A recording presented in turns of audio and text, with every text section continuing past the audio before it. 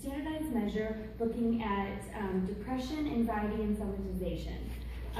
These are a global severity index scale that gives basically a clinical cutoff for psychological distress. So what this chart is showing us is that 36% of the study participants met the sample for psychological distress. So that's what we're looking at here. Then we also asked about suicidal behaviors. So we asked about ideation, which was basically, have you ever considered to attempt suicide? Plan, did you ever make it a plan? An attempt was asked as attempt with the intent to die. So when you look at ideation, it looks like we have 67% have reported that they've ever had suicide ideation, and then looked at again in the past 6 months. So about 30% of the participants reported suicide ideation in the past 6 months. Again, 60% had made a plan, and about 30% in the past 6 months. And attempted ever was 38%, with 9% in the past 6 months. So we also asked participants in the past 12 months, have they seen a mental health provider? So about 45% of the participants reported that they had seen a mental health provider. We also asked a series of sexual health questions. This section was fairly long, so we're going to kind of just go through a couple of the key points out of this section. So we asked this section based on partner type within the past 6 months. So we have main, casual, and exchange. So we defined a main partner as somebody who they that had felt they were committed to. They could refer them as a boyfriend or girlfriend, life partner, somebody that was a significant other. So among our participants, about half of them had reported having a main partner. 28% had reported a casual partner. So a casual partner is what we would have considered somebody that basically wasn't your main partner and wasn't an exchange partner.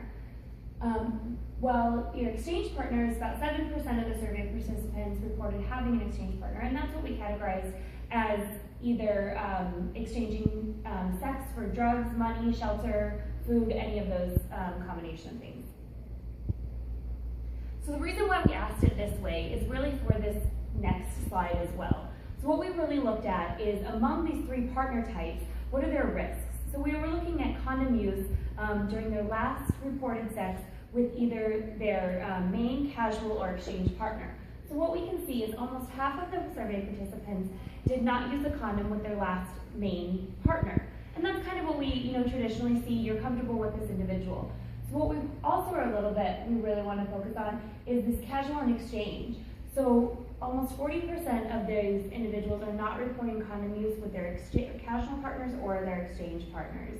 So that's really where we really want to look and focus on, and making sure that we can look at some of the gaps in what's going on in increasing condom use, because we know that these casual and exchange partners can pose potentially higher risks for their health. We also asked about HIV and STD testing. So we asked when their last HIV test was. So about 30% of the participants reported that they've had an HIV test in the last 12 months. That's fantastic. A third of the participants have had an HIV test. And about another third of the participants have had one in the last 2 years. What was most alarming to us is about 37% of the participants have never had an HIV test. So, being from the state and we work in the HIV STD program, this was actually very alarming to us that this number was so high. And this is also mirrored in the STI testing. So this is their testing in the last 12 months. So you see almost a third have had a test in the last 12 months. 10% in the 12-24, 18%, more than 24, and then again, about 39% have never having an STD test. We asked several questions about alcohol consumption, past 30 days, lifetime, ever. What we really felt was most important to present to you guys is the binge drinking. So what we consider binge drinking is having 5 or more drinks on one occasion or one sitting. This is typically in a short period of time.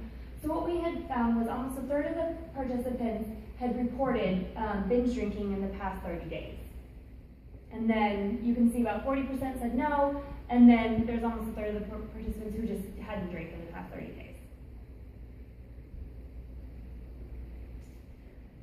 We also were very, curious about drug use. So we asked lifetime and past 6 months on this question. For the sake of this presentation, we are just giving you guys lifetime use. There were 10, 15 drugs that were actually displayed. We highlighted the most common ones that we saw. So over half of the participants reported marijuana use, 23 hallucinogens, 22 prescription drugs, 20% ecstasy, 18% cocaine, and about 14% had reported using meth in their lifetime.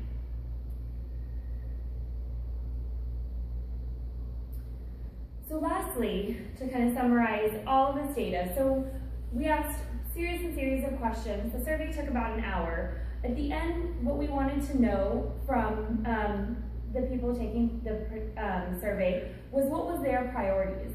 So this was the top list of the priorities. So they were asked to name the top 3 priorities that they felt were needed for their community.